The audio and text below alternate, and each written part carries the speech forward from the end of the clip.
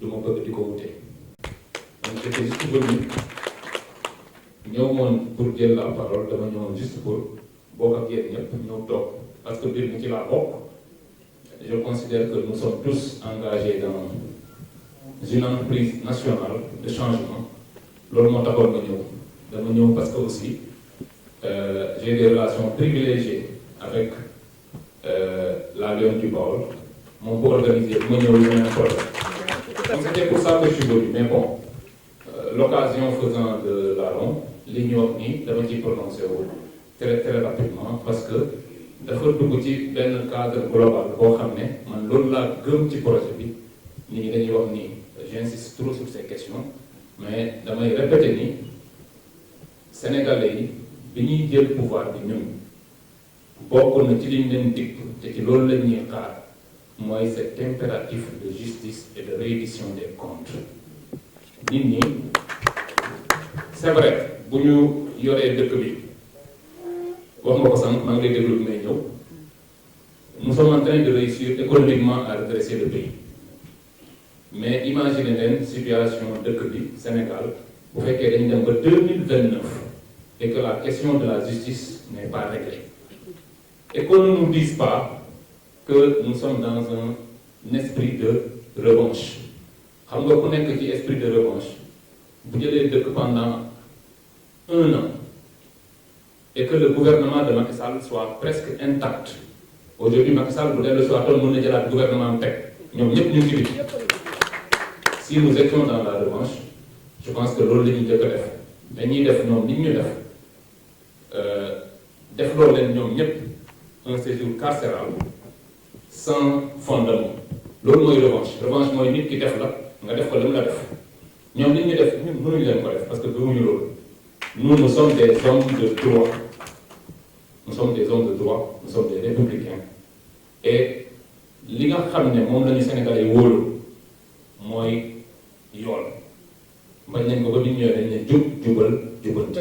Nous sommes donc pas dans la revanche. donc li indi waxu OFNAC ci kii bi mooy man dama considérer ni il faut tout en travaillant sur les questions économiques tout en redressant le pays il faut de la justice. Justice bi il faut que les Sénégalais, parce que que ceux qui, pendant 12 ans, ont entraîné ce pays vers les bas-fonds, ils ont fait une répression pour le dire, sur les Sénégalais. C'est-à-dire, ils nous ont tués, ils nous ont réprimés, et ils nous ont volé nos deniers. C'est-à-dire que nous qui devons des plastronner. C'est-à-dire que au niveau des médias, même nous n'y pouvons maintenant, à chaque fois que j'en vois un, il aurait dû être à ma place à la chambre 48 de Rebeuss, mais nous, il doit sur le plateau, il doit des conseils en matière de respect des droits. Il y a des leçons même de droit. Des gens qui devaient être derrière les barreaux. Pour moi, un pays ne peut marcher avec autant de criminels dans la rue. Moi, je vais proposer entre autres, parce que nous avons une reddition des comptes. Nous avons réfléchir non, il faut qu'on règle les problèmes. Il faut qu'on rende justice, reddition des comptes. Mais logique, il y a ce qu'on appelle la stratégie. Maintenant, on va réfléchir beaucoup en matière de stratégie. Comme eux d'ailleurs, en son temps, Bilet Ousmane Sonko autour de Macky Sall, il y avait un certain nombre de conseils qui lui ont conseillé de mener des rafles systématiques contre les militants de PASTEF. Ce qu'il a fait. Il a nous rafler. Il aurait pu réussir son coup. N'eût été l'intelligence de Ousmane Sonko et de tous ceux qui étaient autour de lui. Je pense que vous en étiez. Ousmane Sonko n'est qu'un casso. Mais l'intelligence, ça a été de dire, puisque théoriquement, Haral va choisir non pas une personne, mais 5 personnes. Dans le paraît, ben minute. C'est du génie politique. L'autre montant, nous devons réfléchir, il faut qu'on réfléchisse. Aujourd'hui, il y a un certain nombre de choses qu'ils ont pu faire da ngeen di gis fii un DAGE nit koo xam ne normalement écoutez moi je suis inspecteur des impôts buñ ma ñettoon tey ne ma boo génnewul 150 millions dem kaso je vais en prison léegi imaginer leen ñoo xam ne man damay jot 2 fois ou 3 fois ñoom li ñuy jot ñoom ñu mën a génne 150 millions d'un coup donc da ngeen di imaginer aujourd'hui ñoom am na lu ñu def loo xam ne nëbb nañ ko et Macky Sall j'ai entendu l'honorable le dire tout à l'heure balaa moo def daf leen a protégé le 9 février alors il a travaillé sur 2 choses dafa njëkk jële fi CREI dindi na ko parce que dafa ni fii dès que je partirai en laissant la CREI la première des choses qu'on fera contre ma famille politique c'est la CREI parce que moom xam na leen ñoom ñëpp xam nañ ni c'était un système global organisé de prévarication ñoom xam nañ ko te mu dindi CREI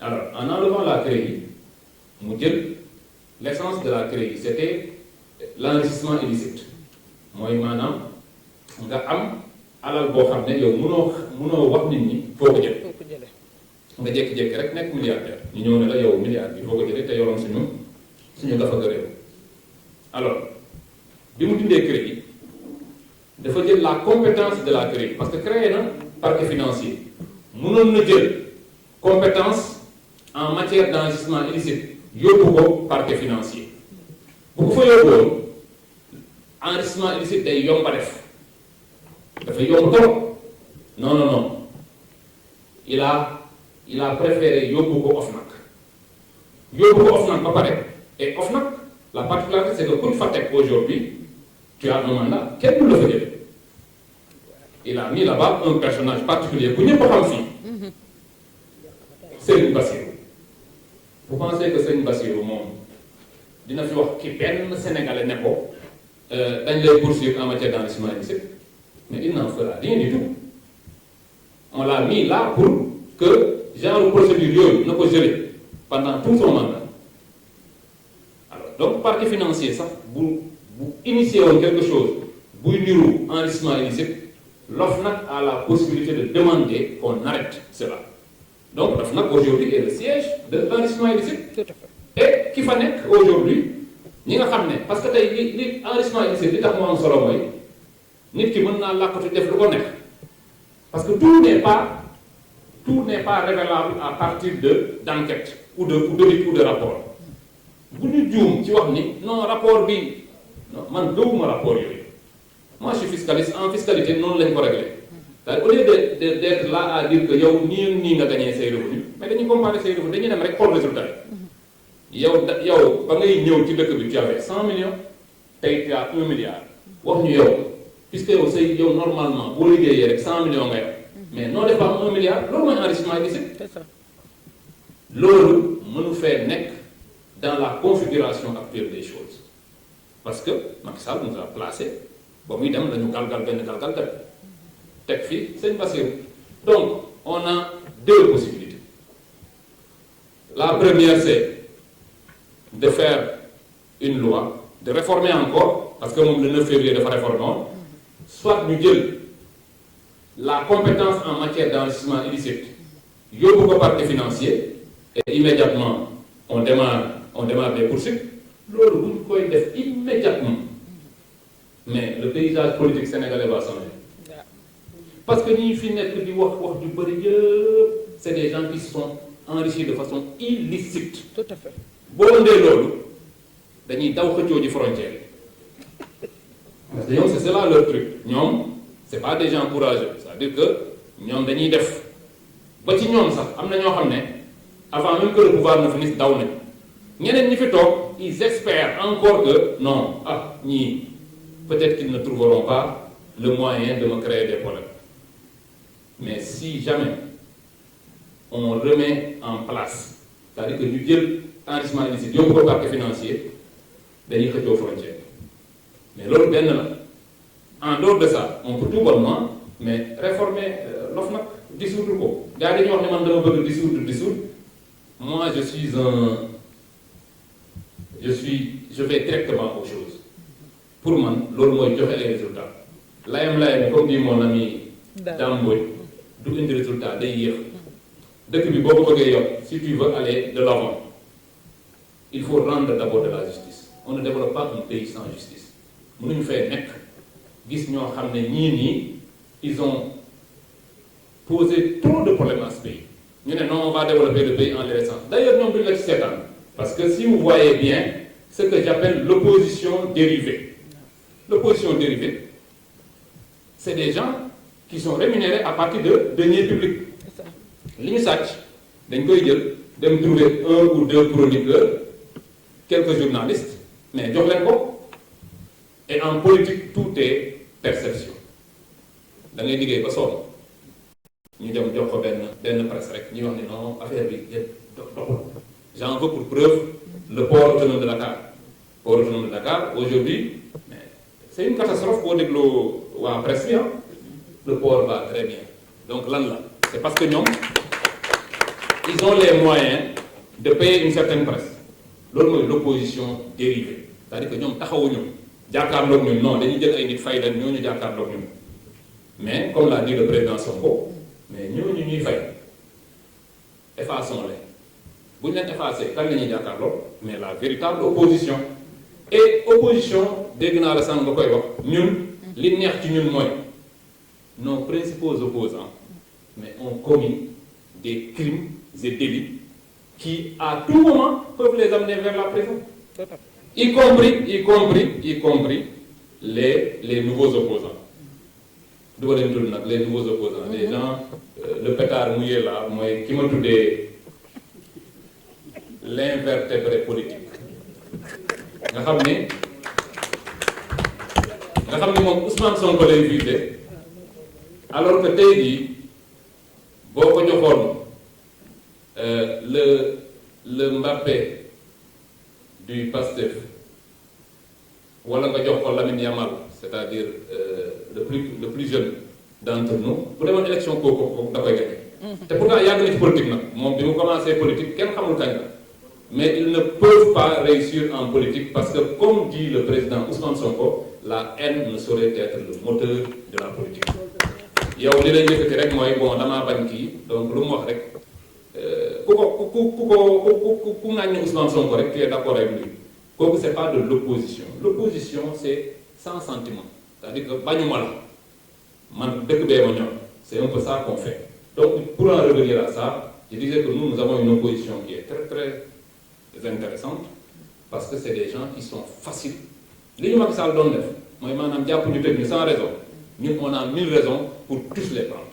Donc yooyu la woon Madame la Présidente, je voulais aussi terminer par me féliciter de la vitalité de la coalition. Je suis bien maa ngi ci biir groupe bi bëgguma ñëw fii di intervenir parce que après Ousmane Sonko va me tirer dessus parce que je ne suis pas leader et lui il est très attaché aux choses qui sont bien faites mais mënu moon ñàkk ñëw fii wax fii nii je vous remercie. Il y a pas longtemps ma ne ko man de suma biir kër ganaar bi sax xàmme naa nga indil ma juróomi ganaar xam naa ku nekk li ngay xalaat ci man xam naa sumay doom maa leen jur xam naa kenn ku nekk su ma deewee sa comportement mën naa prédire président Diomaye Faye ak premier ministre Ousmane Sonko ñu ngi fële mais je suis certain d'une chose ñoo gën a xam kenn ku nekk ci ñun.